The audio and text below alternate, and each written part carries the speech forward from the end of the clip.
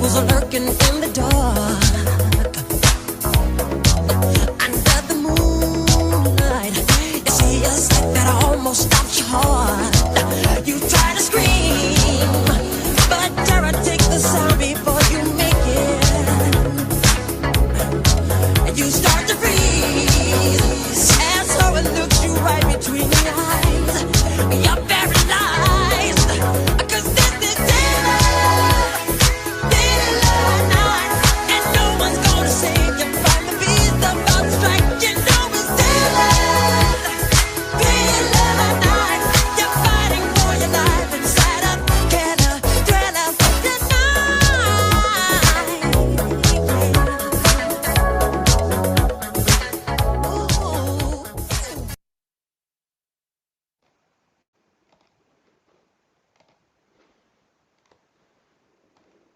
Good afternoon, everyone, and happy Halloween. Welcome to our Transformational Healthcare Report Out. We're excited to celebrate the continuous improvement work taking place across UC San Diego Health. Today, you'll hear from several teams sharing their progress, outcomes, and the impact of their improvements efforts. So, we'll also take a moment to recognize those who are leading and sustaining this important work. If you have any questions during the event, please share them in the Q&A and we'll address them toward the end of the session. Okay, let's get started. Okay, as you can see, we've got a great lineup of presentations today, but before we move into our presentations, I'd like to pause and recognize our recent Lean Healthcare Training graduates. We're so proud of their accomplishments. Okay, congratulations to our recent graduates in the White Belt. Our White Belt training is a 1-hour UC learning training. And next up, we have our Yellow Belt graduates. Congratulations. This is a 1-day virtual course where you start to see lean tools and concepts in action.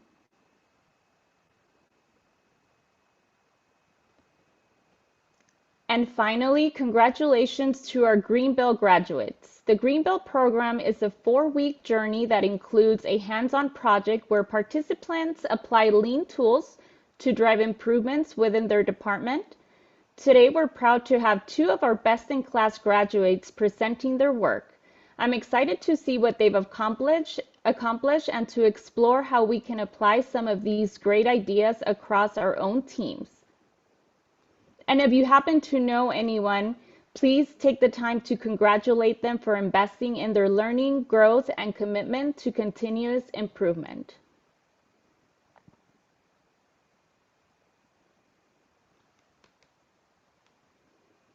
And I'm excited to share that applications are now open for our March 2026 Lean Black Belt cohort. This program is offered just once a year, and it gives you the chance to advance your lean journey by leading a cross-functional project that delivers at least $100,000 in direct cost savings.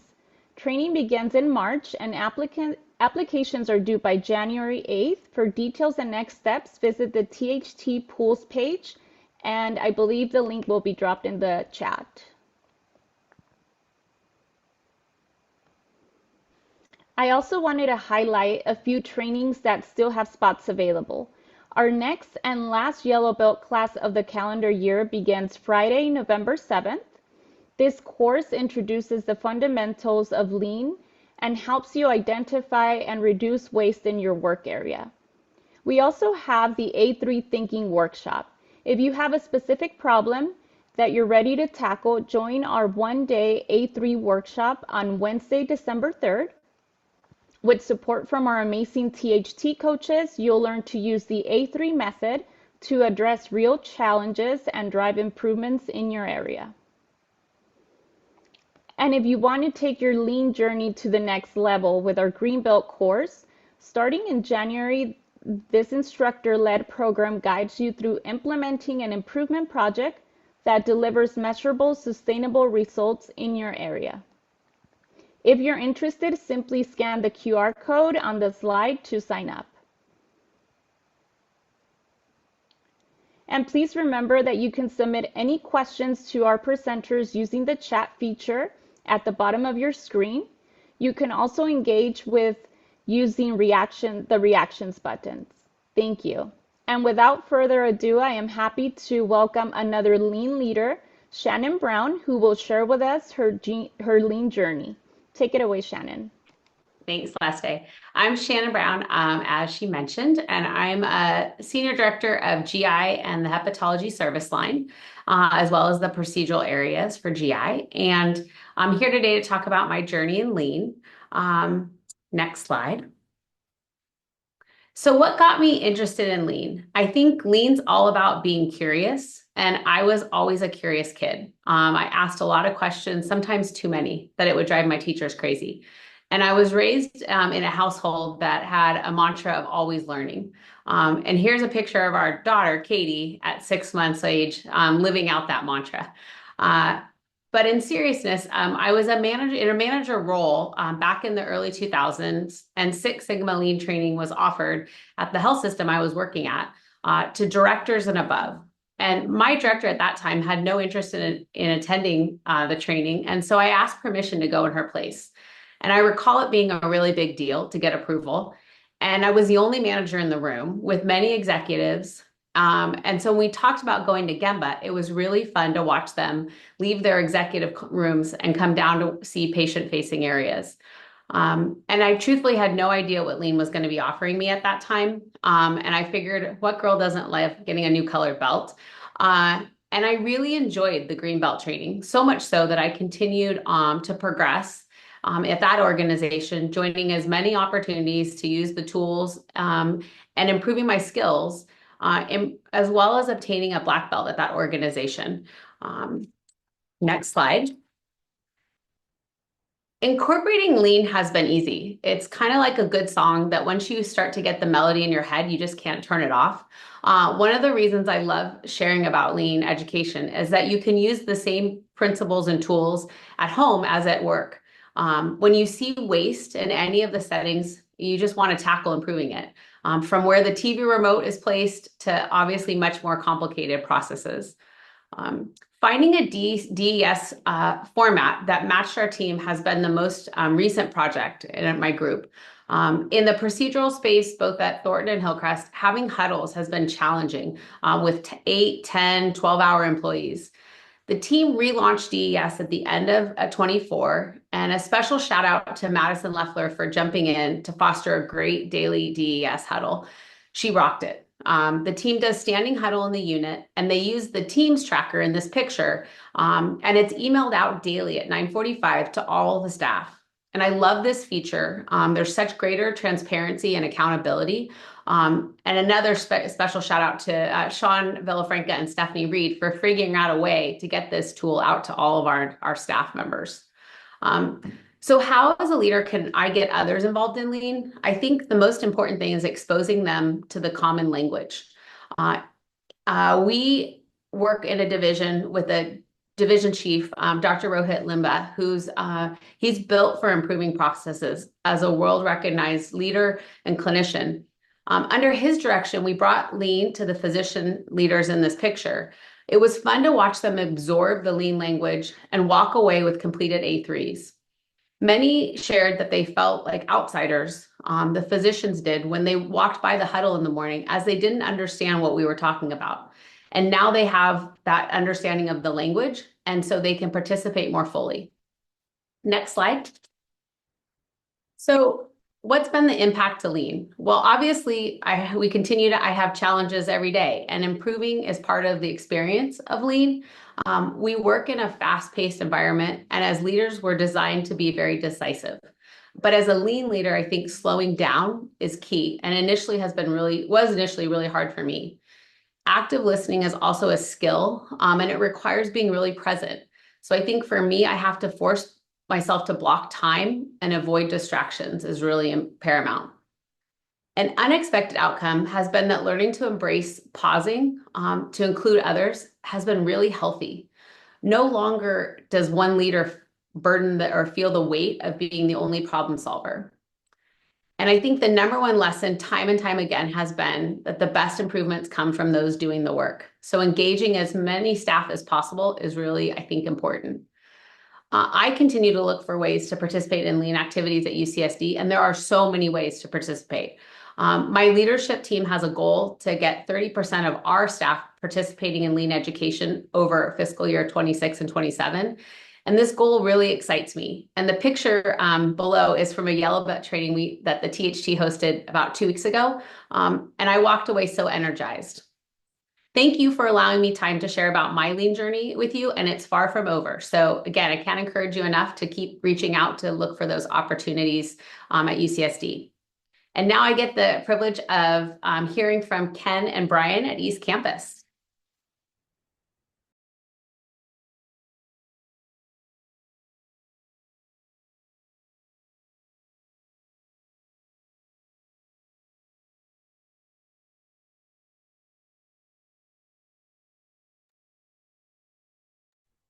Thank you, Shannon. I appreciate it.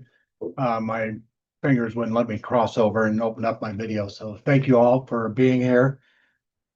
And welcome to our East Campus Space Optimization Kaizen.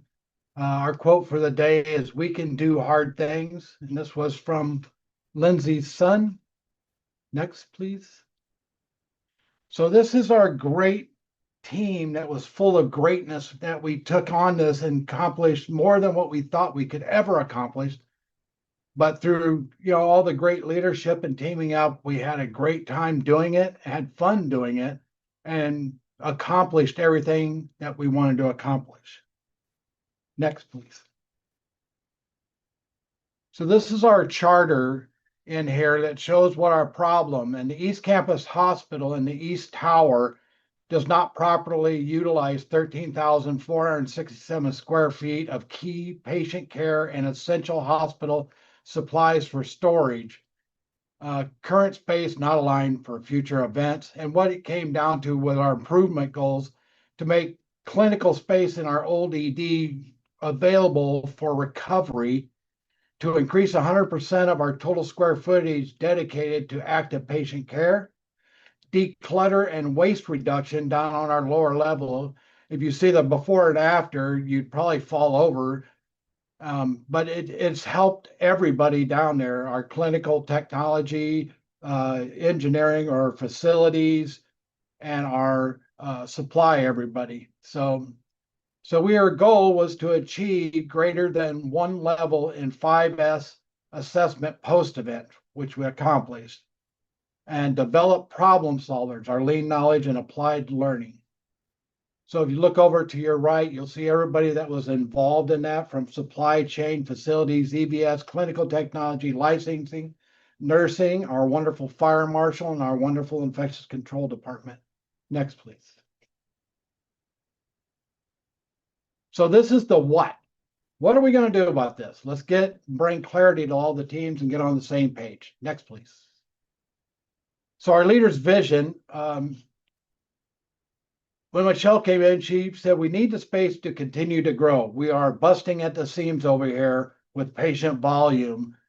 We've grown more than 50% in the past 2 years. Our urgency is preoperative and postoperative is running out of space to take care of our patients. We need recovery areas for them. All the space, and Nick, our CE, our client executive, came in and he said, all space is medical center space. It's all UCSD. Nothing is off limits to be changed. Next, please. That was very encouraging, by the way.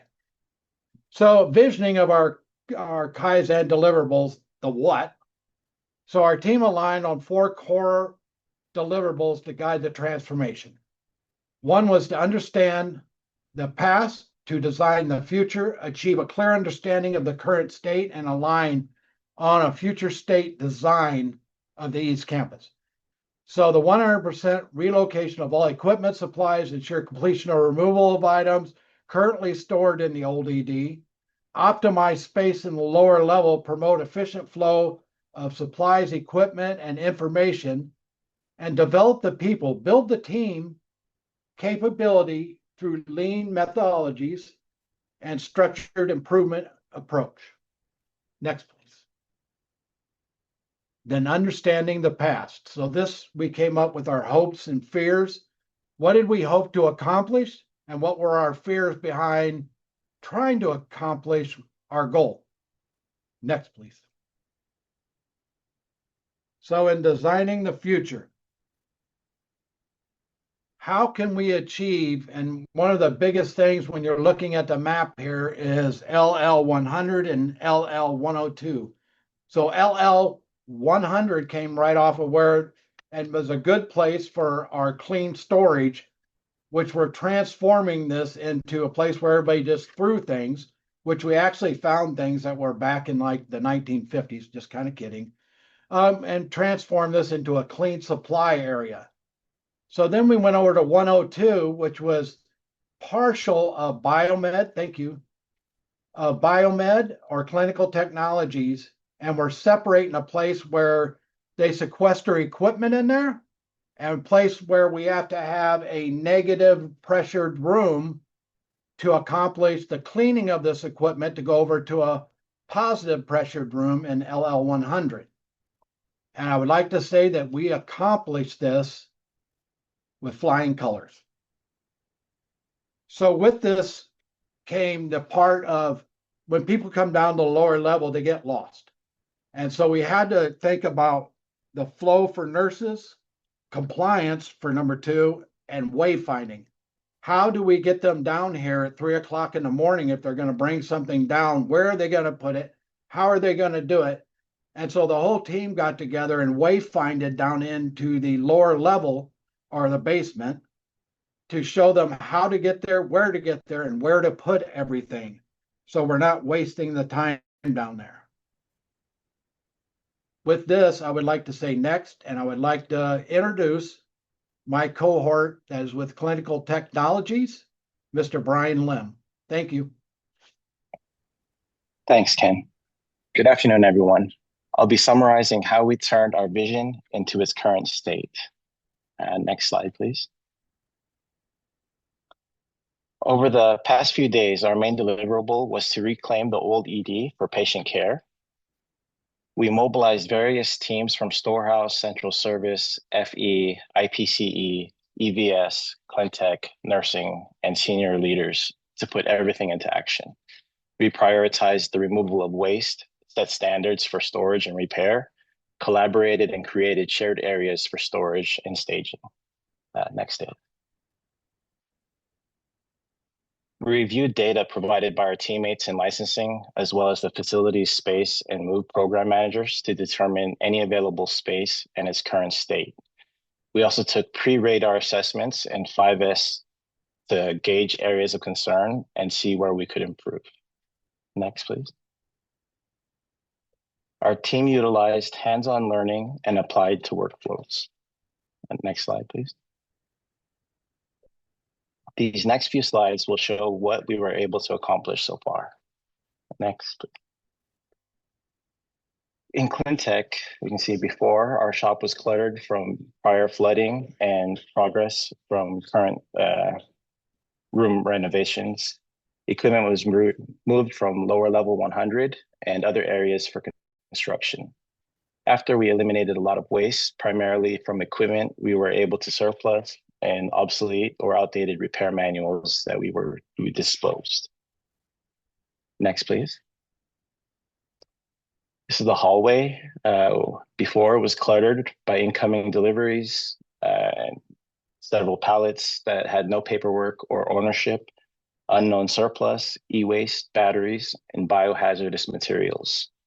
After, we designated a surplus cart, used battery bucket, staging areas for FE deliveries, and our hallway is clean and shiny. Next, please. Radar assessment, we saw improvement across the board post-Kaizen, and all the fears were addressed and overcome. Next, please. So over the 3 days, we removed 2.7 tons of waste and surplus. 50 binders are being sent to be digitized. 750 square feet were cleaned and repurposed for patient care support. Old ED or ER was reclaimed, which is 2,800 square feet and will be available for patient care use. Permanent locations were mapped for hospital beds and essential supplies. Wayfinding standards were established, lean principles embedded, and key learning: significant transformation happens fast when people unite around a shared vision and goal. Next, please.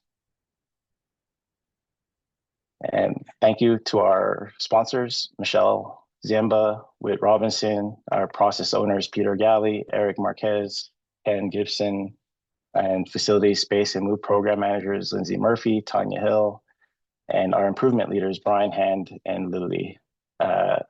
Also wanted to say thank you to all our team members that participated. Myra, Carlos, Ken, Rosario, Monty, Jennifer, Laura, Mike, Chris, and of course our advisors, Marjorie and Barry. Thank you, everyone.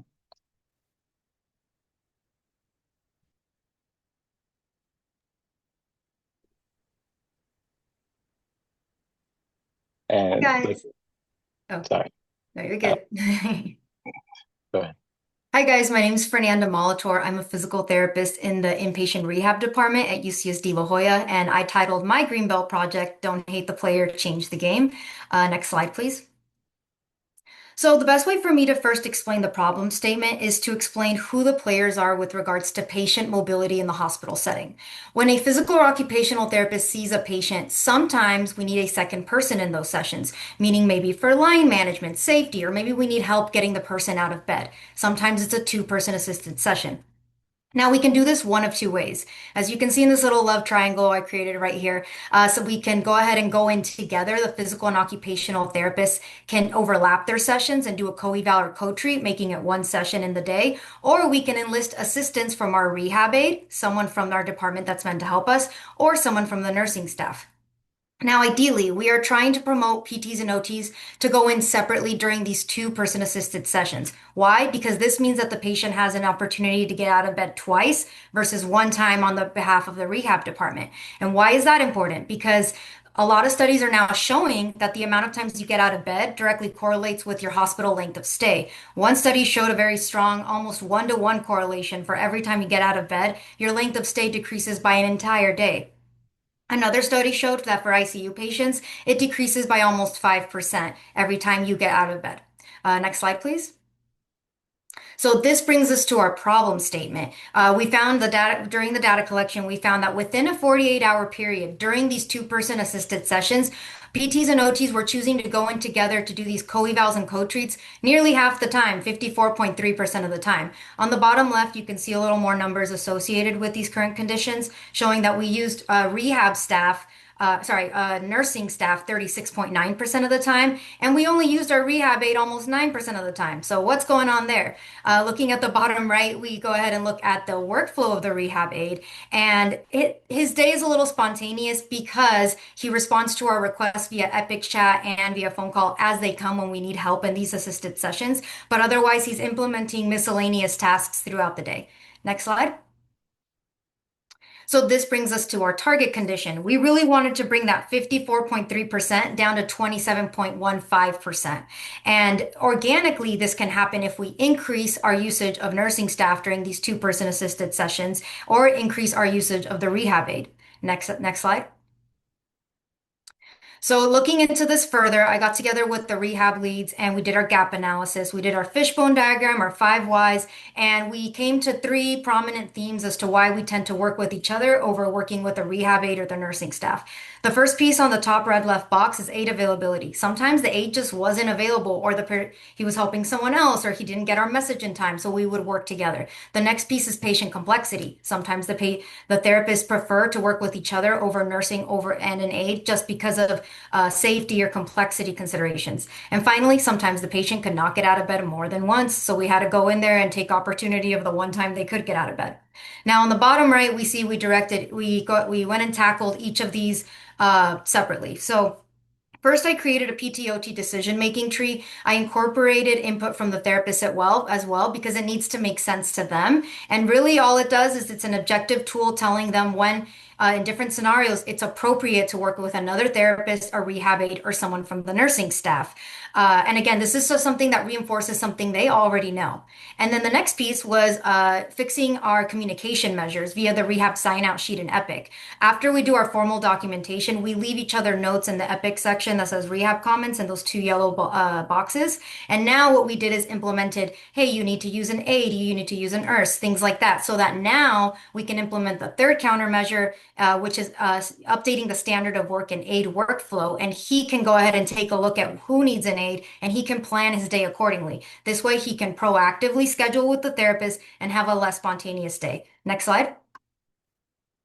And did it work? It really did make a good impact. We brought it down to 36.7% for co-treats and co-evals. Not quite the 27.15% we wanted, but still a big impact. And we increased our nursing staff usage and nearly doubled our rehab aid usage. So we definitely made a difference. Numerically, what this translates to in that 48-hour period is 8 less co-treatments. And that, if you split up the co-treatments, turns into 8 out-of-bed mobility sessions. Why does that matter? Because when we increase out-of-bed mobility sessions, we're decreasing hospital length of stay. And now some final reflections.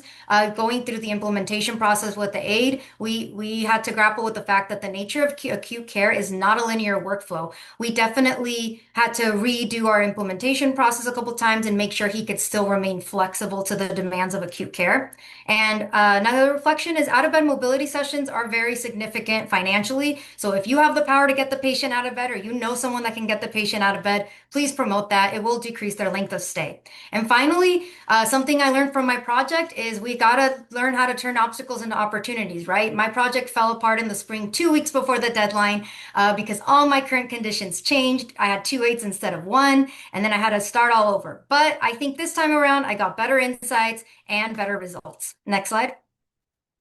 And that's why I titled this, Don't Hate the Player, Change the Game, per my friend Steve Harvey. Thank you, and I'll pass it on to Lizzie Case.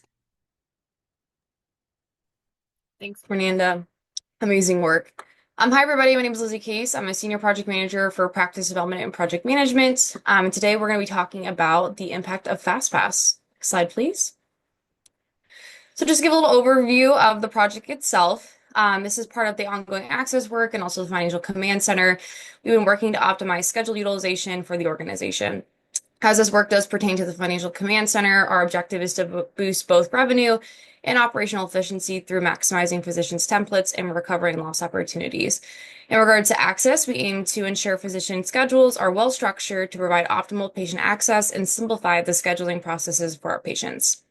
The intervention that we're doing here is to create a comprehensive toolkit with which we've launched through a PowerPoint presentation that encompasses core aspects of template best practices and establishes clear accountability for long-term sustainment. The toolkit has the following phases of phase 1, which has 4 components regarding provider roster, which means ensuring that the list of providers within Epic is accurate and up to date within the department. Providers no longer in the department or within the organization can skew data and current data metrics, so it's really important that we have the correct list.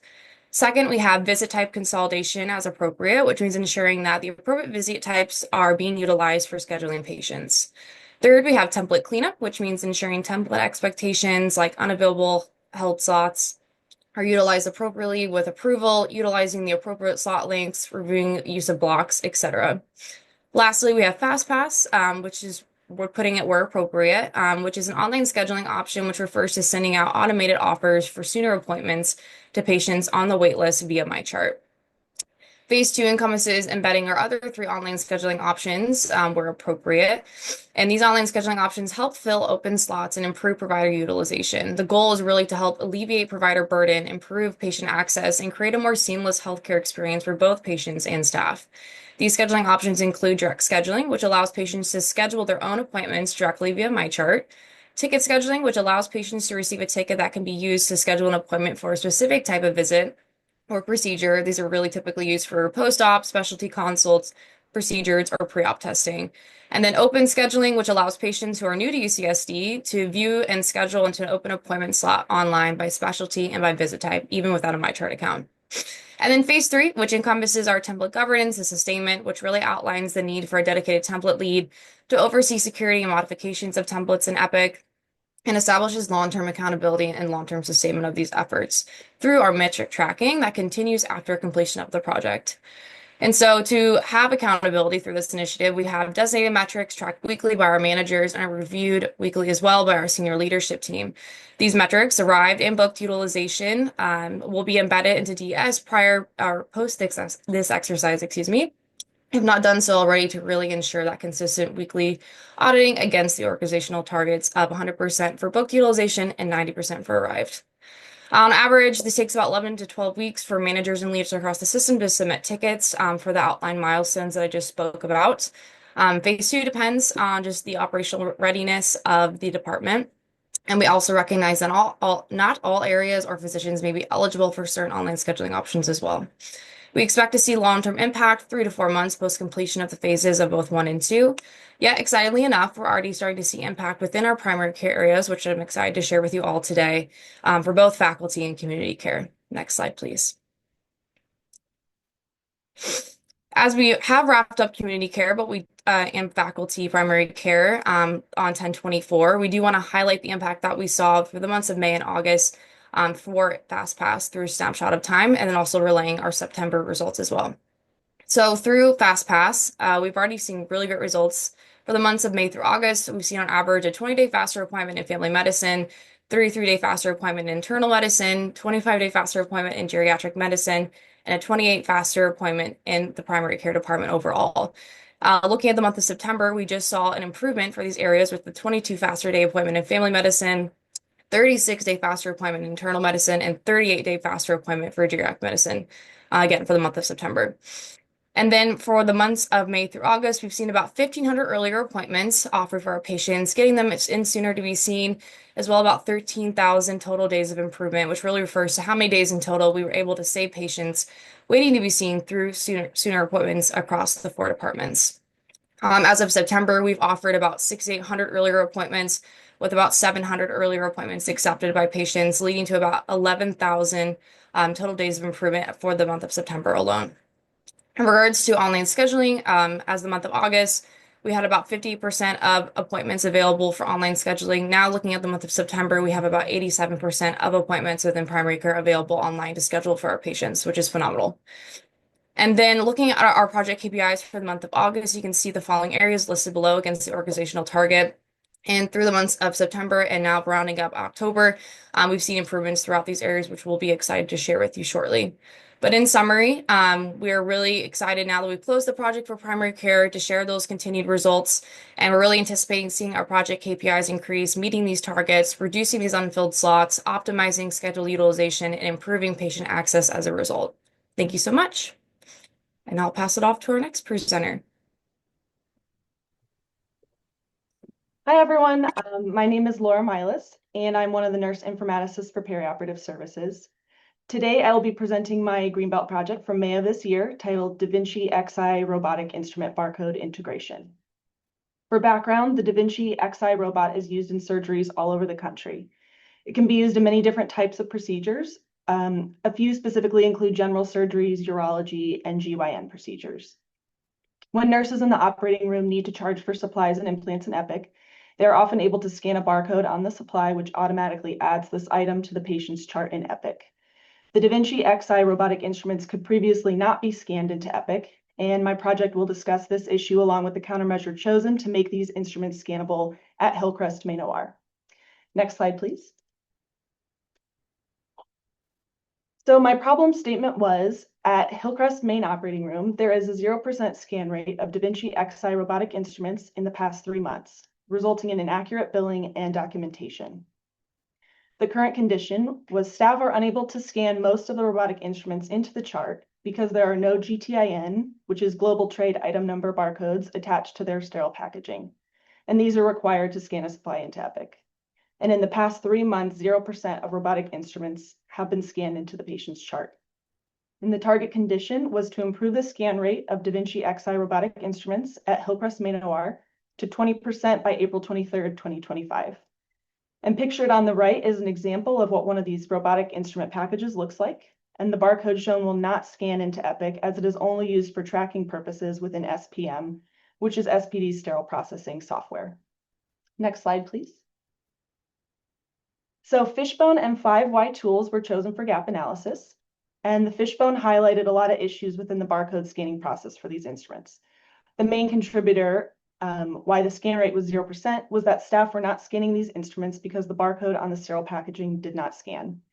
The root cause discovered from the 5Ys tool was the barcode on the sterile packaging only worked for SPM and not Epic. A countermeasure matrix was created, and the option with the highest feasibility score was to create custom barcodes with GTIN barcode numbers received from the Intuitive rep. A standard work was also created. An implementation plan was created, and barcodes for all 19 robotic instruments at Hillcrest Main OR were created on a separate sheet of paper and displayed on the walls in ORs 2, 5, 7, 8, and 9, where robotic procedures are performed. And as of April 23rd, 2025, the scan rate reached 60%, and this marked a 60% improvement from the initial baseline of 0%. Additional profit from consumed instruments from 5 weeks after implementation compared to the 5 weeks prior was $6,098.50, which translates to an estimated annual profit increase of $73,182. And the next steps will be working to implement this process at JMC for the DaVinci Xi and SP robots and DaVinci Xi at KOP. And the image on the top left displays Hillcrest Main OR with the posted countermeasure, while the image on the bottom left illustrates the process of barcode scanning by a nurse. Next slide, please. The process was initially set to start at JMC Main OR. However, in order to narrow the scope, the focus was shifted to Hillcrest Main OR. And I discovered a logic issue in one of the columns of the Epic Workbench report I was using to track the scan rate. And this has since been escalated to UCSD Optime team and Epic Wisconsin for resolution. However, due to this logic issue, I had to manually gather data on scanned instruments from March 19th to April 23rd.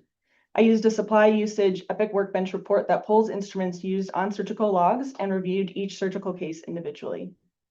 And ideally, the goal is to achieve 100% scan rate for robotic instruments. However, due to Epic's data structure, identifying trends in the unscanned 40% requires manual chart reviews as of now. And from March 19th to April 23rd, all robotic instruments used at Hillcrest Main OR were scanned at least once, indicating the barcodes function correctly. Epic cannot track certain elements that may impact scan rates, such as time constraints during urgent surgeries or when nurses need to prioritize high acuity patient care. I learned many things from this project, but would say it was overall successful and very rewarding to learn how to effectively use an A3. Next slide, please. Thank you for listening to my presentation, and below is my contact information and our OR Informatics team email as well. And I will now hand off to Sabrina.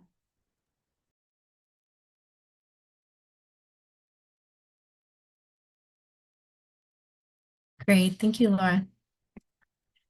All right. Hi, everyone. My name is Sabrina Moxie, and I'm a project manager in decision support with timekeeping, scheduling, and replacement team. I'm actually going to be talking today about a project that is mid-study, and I hope to be back in the winter with some improvement results. So next slide.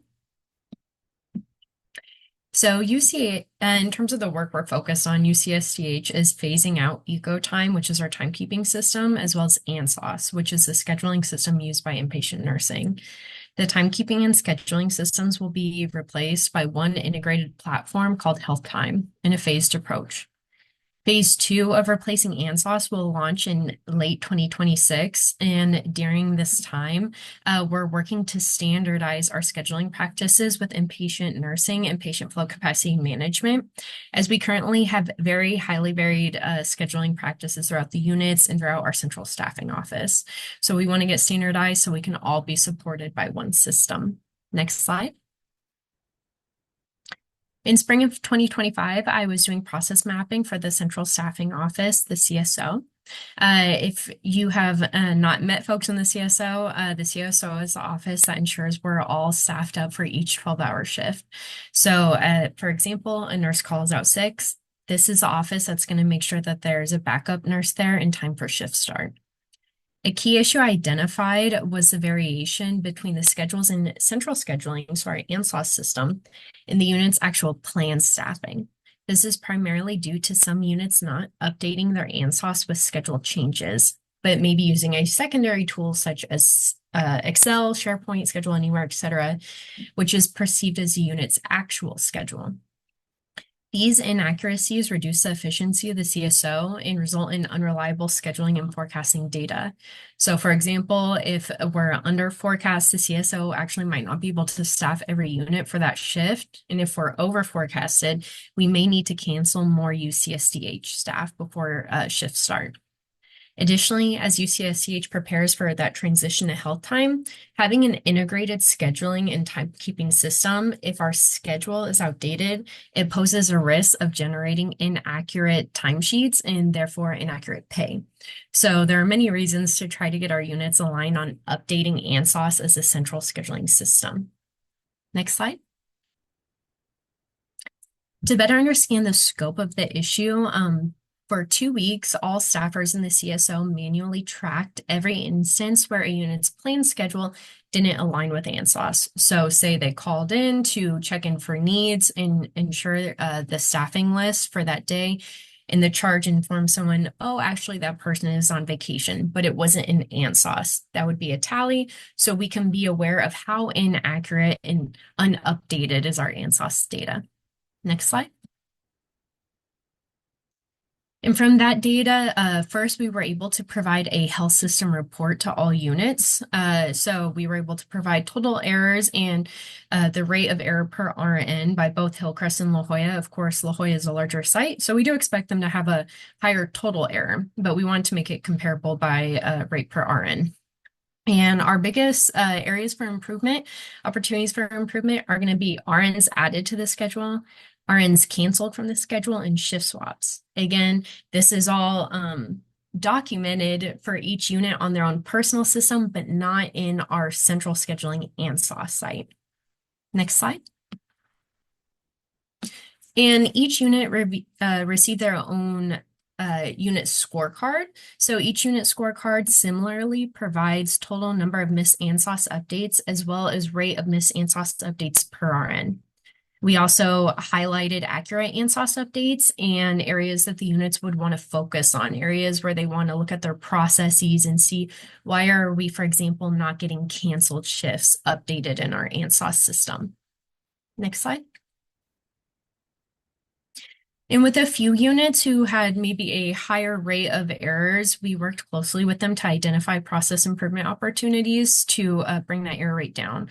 So for example, we worked with the CVICU using both that scorecard data as well as scheduling processes and practices that were reported on a survey we did last summer.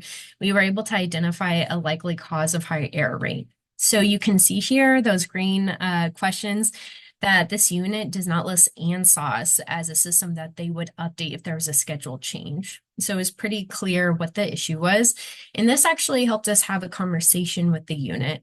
In our conversation, we were able to identify that the unit only updates their ANSOS once every 2 weeks for timekeeping purposes, which is a common thread among some of our units. They were not aware that they needed to keep it updated in real time. Next slide. So from there, we were able to make some initial recommendations. This was provided to the unit manager. If there's a scheduling committee, the scheduling committee, their director, as well as the director of patient flow capacity management. Next slide. For next steps, the leadership and patient flow capacity management and inpatient nursing are working together to ensure that all of our units have accurate scheduling policies and processes. I'm supporting with alignment and process improvement efforts, and we're going to be doing a second round of data collection in early December, hoping to not only see improvements, but to continue to identify where units are not able to update their ANSOS and providing support.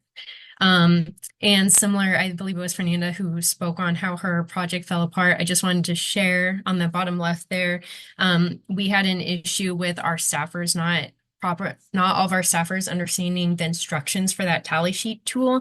We had to redo our data collection We ended up using that opportunity to see why were our instructions not clear, how can we make instructions more clear. Going to be very important when we launch Health Time, and that's actually being used by our phase 1 and phase 2 teams to kind of consider how can we make sure we make really good training. So always an opportunity to improve. So thank you, and I hope to be back in winter and provide some updates on that project. And I will pass off to Celeste. Wow, it's incredible to see all the improvement work happening across UC San Diego Health. Thank you for joining us and being part of this continuous improvement journey. As we wrap up this month's meeting, I'd like to share a few quick reminders. Each month we have a Lean Leader Award, so please think about who in your area is leading the way in Lean and nominate them to be recognized at the next report out. Just scan the QR code. And as we head into November, here are some upcoming opportunities to stay connected and keep the momentum going. First up is our Lean Coffee on Friday, November 14th from 9:45 a.m. to 10:30 via Zoom. Then get real-time process improvement support through our coaching hours. Coaching hours happen on the second and fourth Tuesday of each month for November. We will skip the second Tuesday session since it's a holiday, so our only coaching hour will be November 25th from 1 to 2 via Zoom. And join us to celebrate and learn from the incredible work happening across our organization. The November report out is 1 week early due to Thanksgiving holiday and will be on Friday, November 21st. We hope to see everyone there. We will drop the link in the chat now. And that wraps up our presentation. Thank you, everyone, and have a wonderful day and a safe Halloween. Thank you so much.